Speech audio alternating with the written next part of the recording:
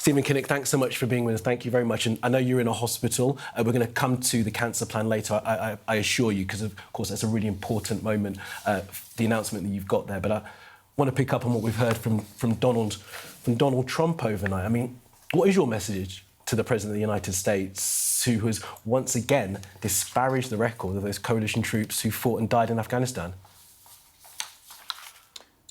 Well, good morning, and it just doesn't really add up, what he said, because the fact of the matter is the only time that Article 5 has been invoked was to go to the aid of the United States after 9/11, and many British soldiers and many soldiers from other European NATO allies gave their lives in support of American missions, American-led missions in places like Afghanistan and Iraq. I am incredibly proud of our armed forces. They have put their lives on the line for our country. They are the definition of honour and valour and patriotism. And I think anybody who seeks to criticise what they have done and the sacrifices that they make is plainly wrong. And I think the reaction to President Trump's comments are very clear from right across the political spectrum. And I think the British public feels very strongly about the need to defend our armed forces and to support them in the incredibly important work that they do in the dangerous and turbulent world in which we live. I mean, he's completely trashed their legacy, hasn't he? I mean, the mother of the youngest person to die fighting in Afghanistan said that President Trump lacks compassion. I mean, she's right, isn't she? President Trump's comments are deeply disappointing. There is no other way to say that. I don't know really why he said them. I don't think there's any basis for him to make those comments.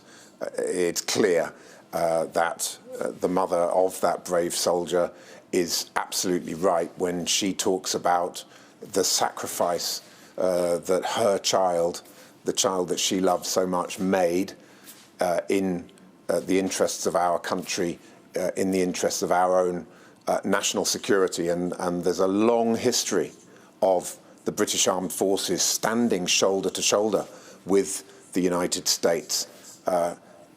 We will always stand up for the values that we cherish: democracy, freedom, liberty to push back against dictators and anybody else that seeks to undermine our values and our way of life. And NATO is at the heart of that alliance. NATO, of course, it was a Labour government that signed us up to NATO shortly after the Second World War. So let's be clear, that alliance is absolutely vital. It's the most successful international security alliance in the history of the world. The European partners in that alliance play a vital role, including the United Kingdom. The United States plays a vital role as well. So let's just stay focused on that, not worry too much about some of the noises that you hear around the issues that we've had in the last few weeks and months, and instead get back to the core values of what it is that makes NATO the successful and strong alliance that it is. Thank you for that, Minister. Last one on global affairs, if you'll indulge me, please. It's about Greenland, as you kind of have alluded to there at the end of your answer. Now, I hope you don't mind me saying this, Mr. Kinnock, but some viewers may not know that your wife is the former Prime Minister of Denmark. She said to our Beth Rigby just a week or so ago that Denmark, Greenland were being bullied by what Trump was saying about wanting to annex the island. We're now at a point where some deal seems to have been reached. The Greenland Prime Minister has said he's not sure what the deal is. Are you clear at this point what the deal is? The Prime Minister says he's happy with where we're going forward, but what have we agreed to? Well, it's very early days in terms of the detail of that deal, and we need to wait and see exactly how it gets fleshed out. What is absolutely clear, both my wife Helle and, of course, the current Danish Prime Minister who visited the UK yesterday, they're so grateful to the role that our Prime Minister Keir Starmer has played, leading the diplomatic effort, being calm, robust, determined, focused to get President Trump into a place which is far better and more sensible than what it was just a few days ago. And I think that is testament to the strength of the European partnerships and alliances that we have. This is about Europe and NATO coming together and standing up for sovereignty, standing up for the principles that ensure that we protect the integrity of the NATO alliance. And I think obviously Greenland as a part of the Kingdom of Denmark is a very important part of that.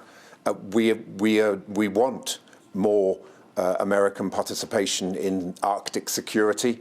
There's a treaty that's existed since 1951 between Denmark and the United States that enables the United States to play the most active role that it wants to play.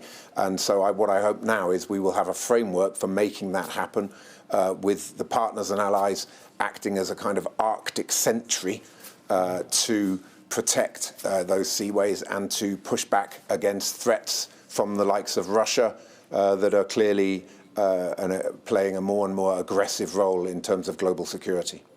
All right, Minister, let's talk about the reason that you're in a hospital in your shirt sleeves today, because there's an announcement for there to be more cancer care for coastal and rural parts of the country to end the postcode lottery. Is there more money available to make sure that this provision can be expanded across the country? Well, for far too long, the quality of the treatment and the speed of diagnosis when it comes to cancer has depended too much on where you live in the country. The cancer plan that we will be publishing very soon will address that, and it will end that postcode lottery. We want to ensure that if you live in rural or coastal areas, or perhaps areas that are more deprived, you've got the access, first of all, to the technology. So at the moment, the way that the healthcare tech is approved is far too fragmented across the different trusts. We're bringing NICE in now for the first time ever to give national approval to care tech, and the NHS must then roll that tech out right across every trust in the country. So at the moment that's too concentrated in cities. We need to get it out into rural and coastal areas. And ditto on training places. The training places are too concentrated in certain parts of the country. We need to roll those out. So we're making more training places available in the rural and coastal and more deprived areas of the country. This is about redeploying the funding and the training places to target them more where they need to be. We're working with the Royal Colleges and the British Medical Association on that, and more details of that will be published when we publish our cancer plan very soon. I believe that's expected on World Cancer Day, which is the 4th of February, so we look forward to reading that when it is published. Stephen Kinnock, thanks very much for being with us this morning.